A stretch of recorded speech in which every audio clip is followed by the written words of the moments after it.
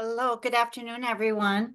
It is noon. I am not one of those people who says I'll wait a couple minutes for people to join because you all had a couple minutes and you all joined. So thank you.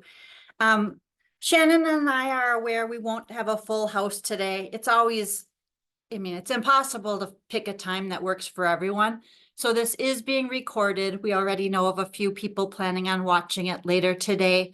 And if for some reason you have to leave, or if you're a bit new to this and you want to review, it will be posted later and you can still watch it later.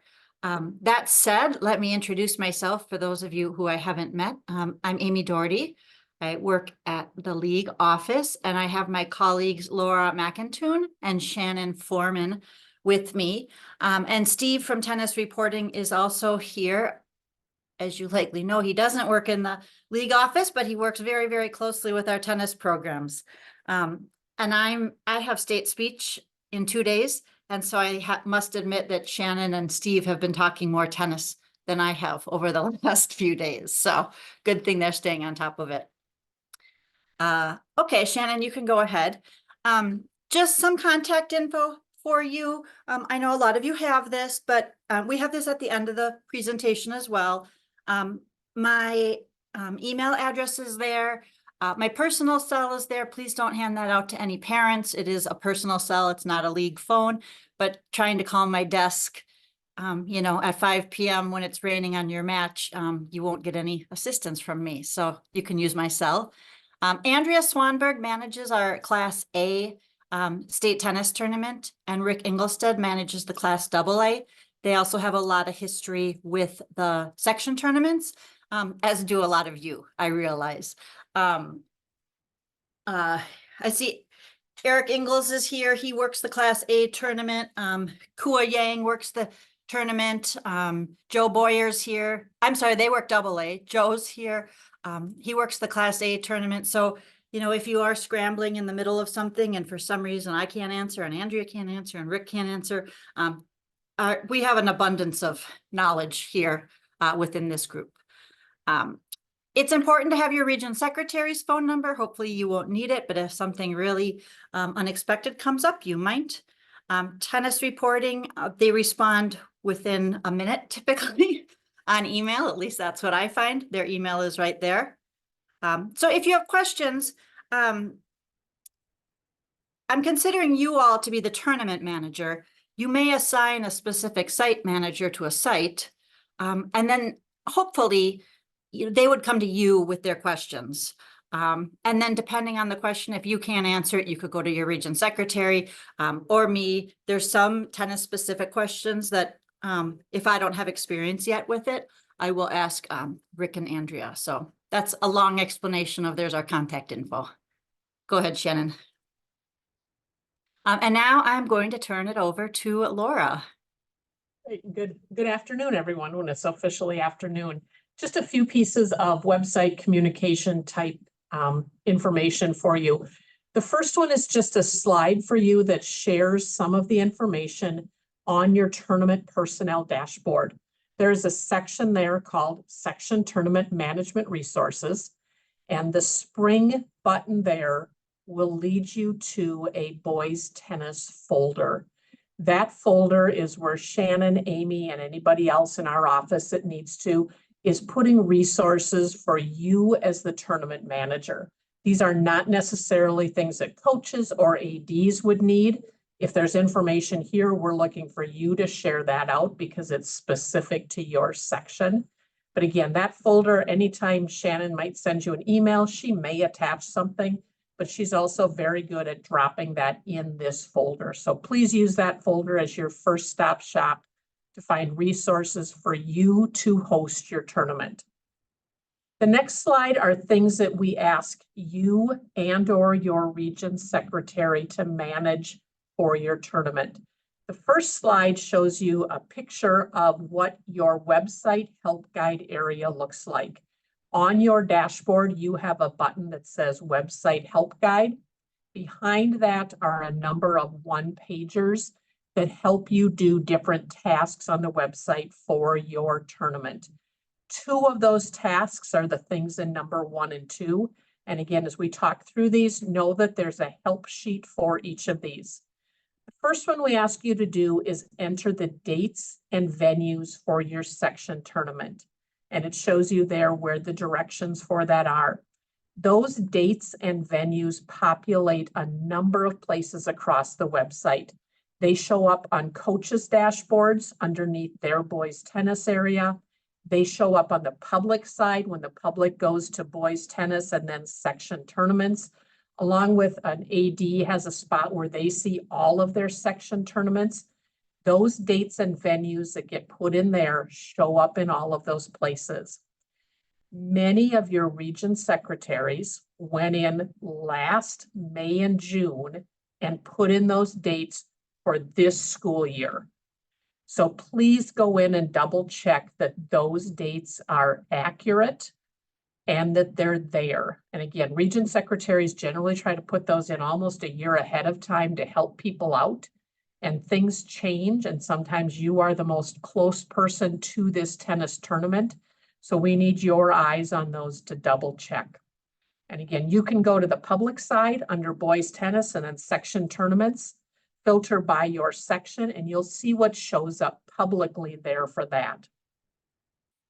And then the second spot for you to put information are those what I would call handouts, PDFs, schedules, etc., that you have for your coaches and your ADs. It might be a one-pager that you have about when we use this venue. Here's where you're going to park the bus. Here's what's allowed for food. It's if we need to go indoor, here's our alternative plan. It's those things, again, that you might email out to your coaches and ADs. But as we know, our email box gets awfully full, awfully fast, and we all lose things in those email boxes. So this number 2 gives you that spot where coaches and ADs know that they can go to find this information.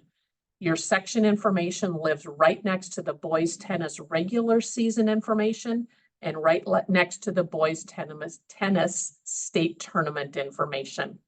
So again, that's for you to post out for the coaches and ADs that will be participating in your section tournament. And then just a reminder, we asked you to do 2 things. The help guide for it is up at the top, and that's where you can find the how-tos on each of those things. With that, I'm going to turn it back to Amy to continue with some more tennis-specific information. Laura, hold up for 1 second. And correct me if I'm wrong, because I know we have a lot of ADs and coaches here. And so some have an AD dashboard, a coach dashboard, tournament personnel dashboard. Yep. If they're not seeing what they think they should be seeing, they can now toggle between those from the top, no longer hiding at the bottom. Exactly. You should, many of you, again, many of you on this call wear many hats. In our world, that's called having many dashboards. You may have an AD dashboard and a tournament personnel dashboard. You can toggle between those two. It used to be you had to go way down to the blue at the bottom to toggle. That one is still there, but you should now see that right up underneath your name at the top where you can toggle between your AD dashboard and your tournament personnel dashboard. If you happen to be a new tournament manager and you don't have a tournament personnel dashboard, or you don't see the right section tennis tournament assigned to you once you get there, please start with your region secretary to get that fixed so that you're seeing the right information. But again, if you were a tournament manager last year, you're kind of hitting repeat this year. Once you find that dashboard, all of your resources should be there. Thanks for the question, Amy, and one that we need to continue to remember to ask. Thank you. And I don't know, Shannon, if you can hear this, but they decided to start fixing the air conditioner at the hotel right behind my window. If it gets really loud, let me know and I'll just move rooms, okay? It was kind of a loud drilling there for a second. All right, moving on. Next slide is about communication to teams. Those of you who run a section tournament in any activity before are kind of used to this. Verifying that they're participating in the section tournament. Obviously, you know, the big schools, the ones that have been around for decades, yes, they're in the section tournament. But for those managing, especially, you know, Class A programs, there might be some up and coming teams or teams that just don't have enough kids or don't feel competitive enough to be in the section tournament. So before assuming all of the schools on your list are competing, you should reach out and verify with them that they indeed are competing. In an email that you would send to schools, couple things to remind them of. One, remind them that all their results for the entire season must be on tennis reporting. And they have received emails from Shannon and Steve informing them of that. So that should hopefully be nothing new. And remind them of any and all deadlines. It seems like, especially things ADs need to do, it sure seems like tennis pops up quickly.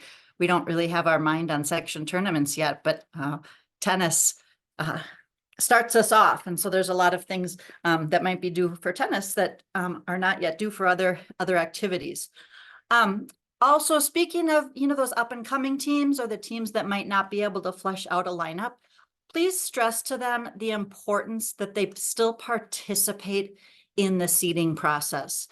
Even if they think they're going to be seeded last, we really want representation from everybody, not just, the 3 teams that think they're going to be 1, 2, and 3 in the section. And then section managers will have access to school results from the tennis reporting site.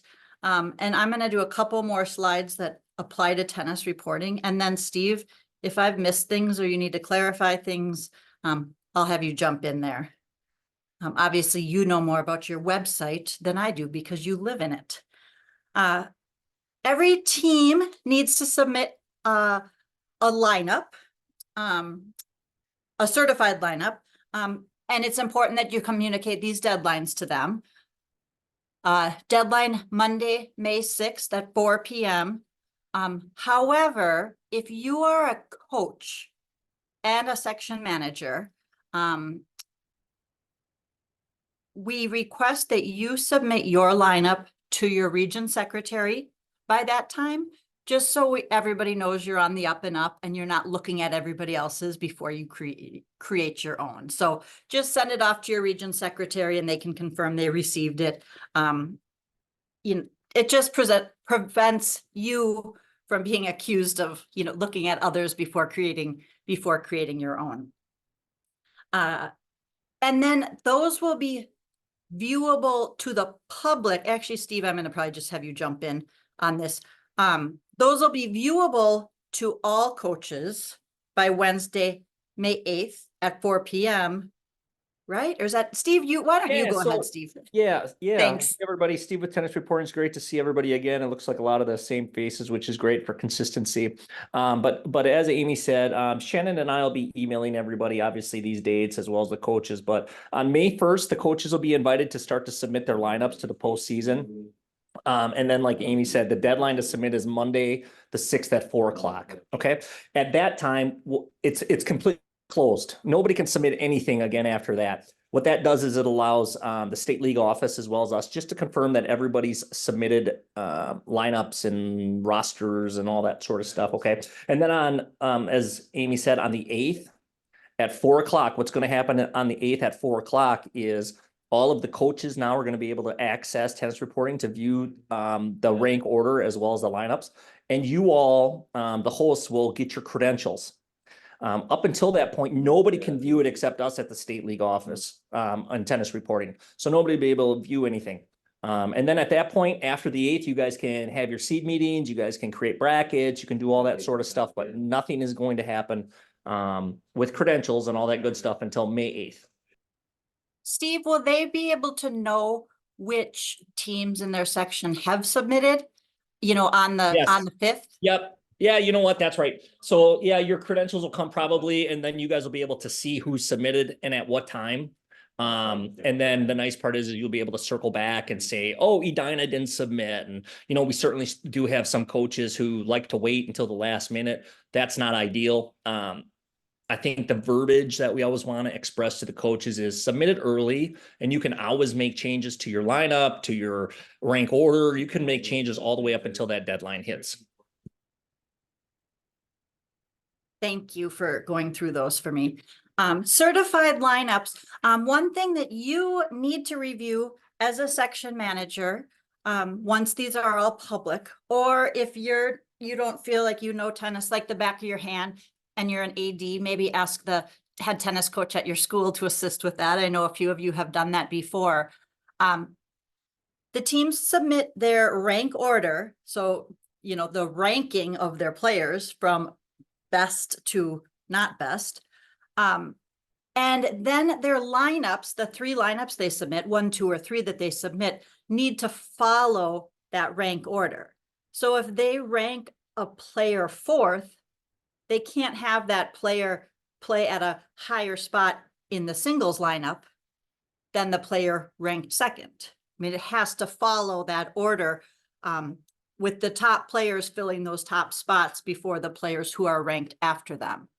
And then in terms of the alternates, they list alternates, and the alternates don't need to be in a particular order. They're just, here's a bunch of alternates. If somebody needs to use an alternate in one of their lineups, that person can only go in at 4 singles or 3 doubles. So if you put them in at 4 singles, then only the singles are adjusted. You know, you take out, if it's the 2 singles gets hurt, you take out 2, 3 moves up to 2, 4 moves up to 3, and that alternate fills the 4th spot. Same with doubles. And one thing, I just added this to this meeting this morning, encourage them to list alternates. A few of you and us at the state level have had issues with this in the last couple years. The ones who only list 10 and they're like, oh, I won't use those other players. Well, if one of those 10s gets sick, you're going to need that other player. And if you don't have them listed, you can't use them. So if they have, you know, any JV players, 9th grade players, you know, if all of a sudden, you know, half their team gets sick, who are they going to put in? So just encourage them to put in those alternates, even if they don't dream that they might need those people. Okay, Shannon, you can go ahead. So then the lineup protest, we kind of cleaned this up from last year, only in that it was not, we're not telling you how to do this, but just some explanation for it. So the coaches can protest to you if a lineup, if they don't think it's an ethical lineup. You would decide the deadline that they would need to protest by. So, you know, maybe tell them if it seems that maybe like just pick the 9th, you know, the 9th at 4 o'clock. If they have a protest, they need to tell you by that time. Because every section's a little different, we're not going to make that deadline for you. If the challenge is just because their lineup doesn't follow their rank order, that should be pretty easy for you to check and review, and then just ask the coach to make the correction. If the challenge is about the rank order, you know, all of a sudden they put this person none of you have ever heard of in at number 3, and a coach wants to challenge that, the section manager would now notify the challenged coach. They should explain what the concern is, but not reveal who brought the challenge, even if pressured. You know, if we start revealing who brought the challenge, it's going to make anybody scared to, not anybody, but a lot of coaches scared to ever bring this forward. If it's an easy one, the coach can just make the correction, or if they want to defend that, they would defend that.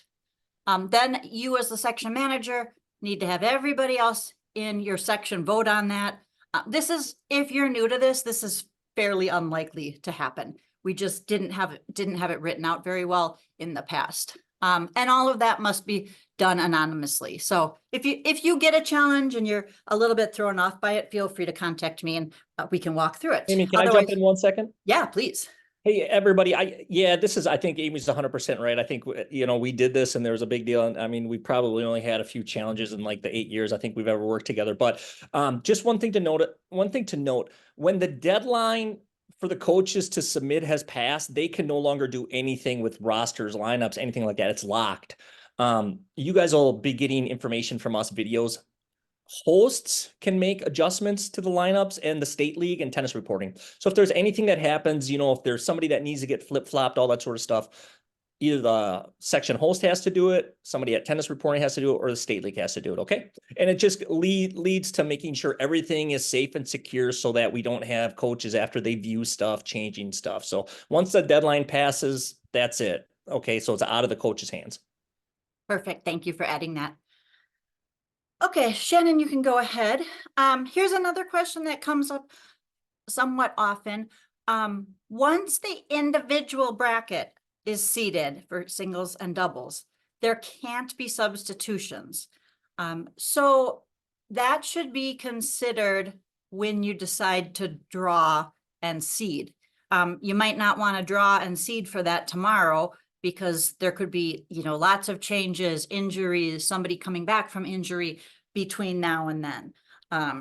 But if somebody, you and your coaches create that seating based on the players who are submitted. So if you just take somebody out and put somebody back in, or put somebody different in, it really can change things. And so the policy is there are no changes to that individual bracket, even if that means one player or a doubles team would receive a bye. Reporting results. This one, we tried to clarify this one too, because it needed to be clarified. The only people who can report the results are the section manager. And again, Steve will connect with you. I'm sure he probably already has, but he'll connect with you about reporting the section results. So we're not having the coaches report their section results because this needs to be, I guess, extra official. So you're in charge of submitting those section results. And then one thing that the coaches especially wanted me to remind you all of is to include the full scores of each match, not just the overall team score. A lot of coaches like to scout or look at the lineup and scores of the team they're about to play. They like to see what that team just did. So it's important to include all of those scores. All right, go ahead, Shannon. You are, well, most of you are the overall section manager.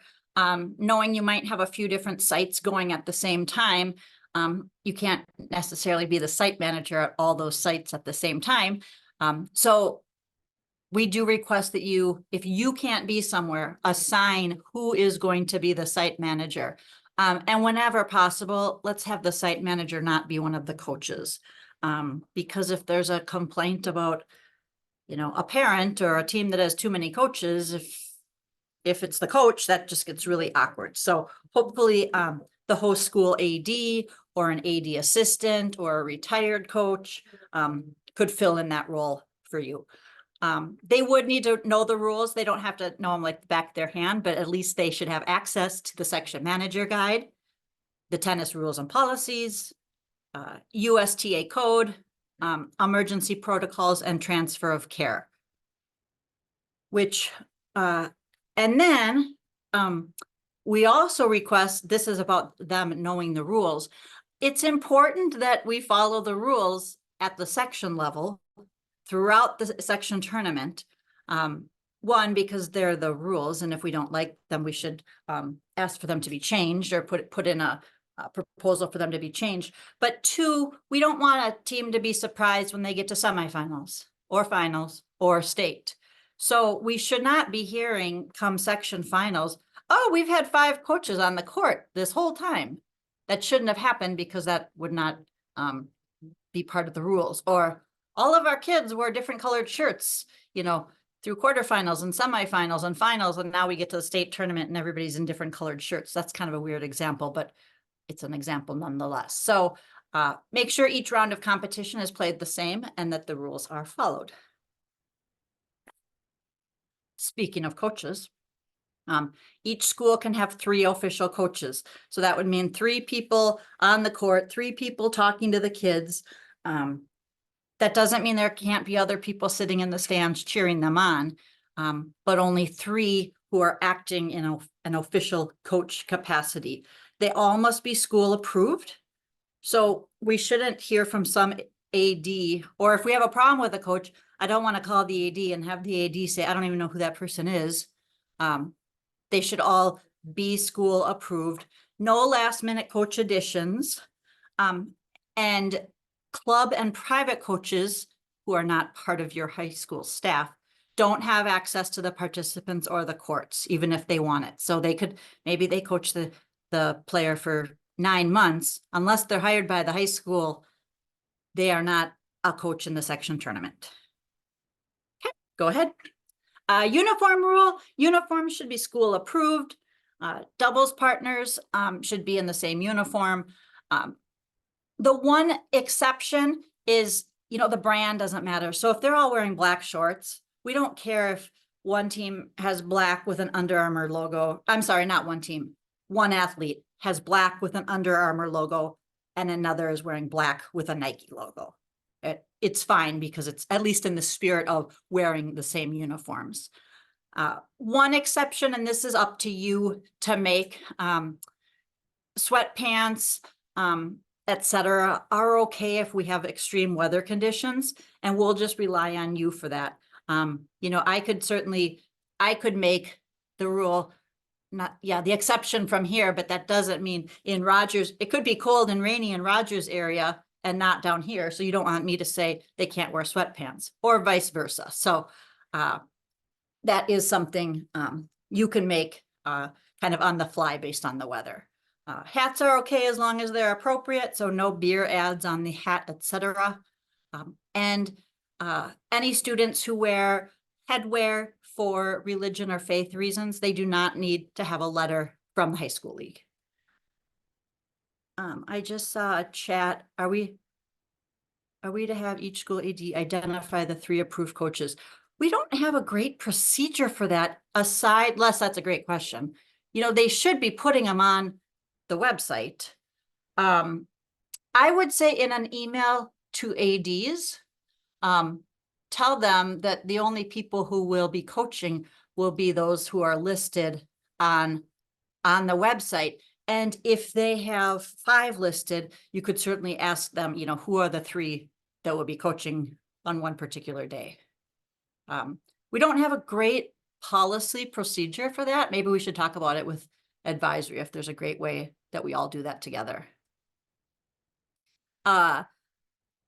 Smartwatches, the rules currently say heart monitors, smartwatches, cell phones, or any device capable of receiving or delivering communication is prohibited from being on the court or on the participant.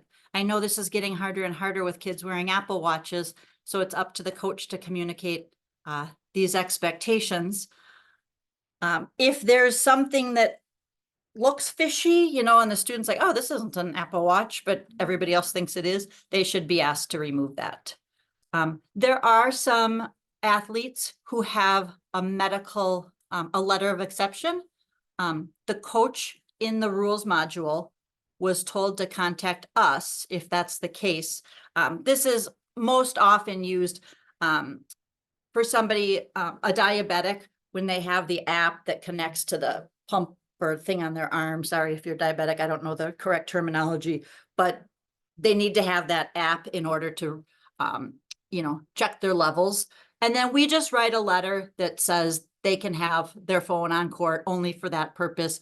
And we really leave it up to the head coach to make sure that they're following that rule. And we haven't had any issues with that. So if you know of somebody who has to have their phone, make sure for health reasons, make sure their coach communicates with us soon. All right, yesterday was a perfect example of this. Well, I think a lot of you canceled yesterday before it even started raining. However, if there are very specific rules for if you have to stop mid-match, and I'm actually not going to read through all of them because hopefully most of you won't even deal with this. But this is in the section manager guide. Yes, Shannon, I assume. Make sure you have this ready to go, and your site managers do. So if you do have to suspend a match, it's not just, hey, everybody get on the bus, see you some other day. There's a few, some procedures you need to go through. All right, we'll skip through that. And then I will just add this one, in terms of when you do resume play, if the resumption of play is on a new day and a student isn't available, but that match has already started, then that match becomes a default. And again, hopefully you won't deal with a lot of this, but if yesterday's any indication, we still could have a couple bumps in the road before we get to summer. This is just a best practice, but it's not required. If you don't have enough courts in team play to play all the matches at the same time, we recommend you save the 1 singles and the 1 doubles matches last. That's what we do at the state tournament if they're not all open at the same time. It just, if you think about, who might want to handle that pressure of being the last couple out there and the whole thing depends on them. You might not want it to be the 7th graders who are playing 4 singles, but the 1 singles player and the 1 doubles might be best to handle that. Again, this is not a requirement, but a best practice or something we use at the state tournament. At state, when the outcome of the team match has already been determined, and there are still matches in play, if those matches need to go to a 3rd set, a super tiebreaker is used. And I know a lot of you have done that at section play, especially if you're in an indoor facility, you only have it through a certain time. And if you're an outdoor facility in the spring, you probably worry about the lighting. So that's something that you can do to save a little bit of time. Emergency protocol and transfer of care. Just like we preach for all of our other activities, every site should have emergency protocol. What happens if somebody goes down? Who's calling 911? Where's the closest AED? Who's communicating with whom? And hopefully we don't need that information, but it all should be planned out ahead of time. It's better to have it planned out and never need it than have no idea when an emergency happens. Transfer of care would only be used with a severe injury if one medical person is passing somebody off to another medical person. And I've been working with some who are like, I don't even need that, but it's something to have on hand. And that brings us back to our beginning/end, our contact information again. But I would also open it up to questions from the group, or if anybody thinks there's something super important that I missed. I tried to not go through too many, here's a really weird situation that might happen to one person type scenarios, because it's easiest to handle those person by person. But does anybody have any questions about tennis reporting or lineups or site management or rules or Rain? I've got a question. Yeah, Roger. Hi. Hi. Nice hat. Okay, thanks. Okay, during the time from, May 6th to May 8th, a year ago for boys, I was not allowed to go in there and work with the coaches on the lineups. But for the girls, I was. So which one are we doing this year for boys? Does that make sense? It does, and I'm going to let Steve tackle that. Well, the deadline for everybody to submit is the 6th, so everybody will be able to submit.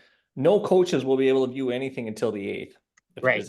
If that's what you're asking. So you'll But be what able to about, could the submit it. section manager do something before the 8th? That's my question. Yeah. I off the top of my head, I don't know. I don't think so. I'll And double I check was also thinking no, because that. I don't think it is. Yeah, because the state league, those are like the 2 days that like the state league and we make sure everybody's, because as crazy as it sounds, there is a straggler. yes, So that's absolutely. why, and I think that the hosts, obviously some of y'all are coaches, so I don't think so, but let me double check on Yeah. that. I'll confirm that. I don't think so, but I'll double check that. And the the reason girl- that I'm thinking what I am is because I've received changes from some section managers before saying, hey, this coach goofed up. Can you flip flop these two? And then I've just made the changes. Now we want to know, I don't need to know the whole story, but just a little bit, hey, this change has been approved. And then we make the change. So, It and I was think allowed- Roger, that might have even happened in your section, didn't it? Yes, it was. And I think it's happened in a few others, you know, where the, rank order doesn't match the lineup. Right. And you, if something like that comes up, I can be emailed, well, actually, probably, you can just email me, Tennis Reporting, and Shannon all, and then whoever can get at it first will get at it first. Because the Fortunately, girls were, during the girls' season, I was able to go in and check and make some changes for the coaches. But the boys' season last year, I was not. oh, okay, Yeah, I don't, I'll double check, but I don't think I would want you to, so. I don't think, I think, from our perspective, we would want nobody to be able to view anything until it's viewable on the 8th. I think that the hosts do have access to see who's submitted prior to that. But again, let me double check that. Okay, I don't want thank you. to misspeak. and then Yep. Steve, you'll send the results to this group or send to Shannon to send to this group? Yeah, I can send it. I think Shannon and I were working with just to make sure who's in charge of tennis reporting. I think we were Yeah. just waiting on 2 other folks. So who's ever in charge of 8A and 5AA, if you guys could fill out that Google form that Shannon had sent out earlier. What that does is that allows us to, you know, the nice part is with the team part of it, we have these deadlines and dates, which is consistent throughout the state. But individually, I think you all know that we kind of like ebb and flow based upon when y'all are having seating meetings and things like that. So that's why we need that information. Once we get all that information, probably in the next couple weeks, we'll be sending you guys that information so you know how to verbalize that to your coaches so that they know when deadlines are and all that sort of stuff. But my team's got to get the info from the form so then we can start to create the events, and then I'll get everybody the dates. I did send it out on Monday again to those that were missing with a deadline of no later than Friday, just to give you a heads up, Steve. Perfect. Perfect. That works great. Thank you. Other questions?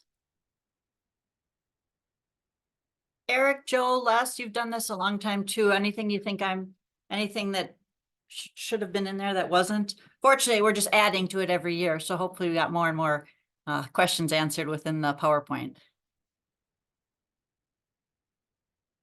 All right, looks like we're getting some nods of approval. When in doubt, just email any of us. If you have a really specific, really timely, important question before Saturday, make sure Shannon and or Tennis Reporting are included on it, because I'll be at State Speech down at Shakopee on Friday and Saturday, so I might not be quite as fast answering tennis questions, but once that gets behind me, then I'm more ready to dive in. Shannon's keeping on top of that for me right now. So thank you. That piece I should add too. Thank you all for what you do.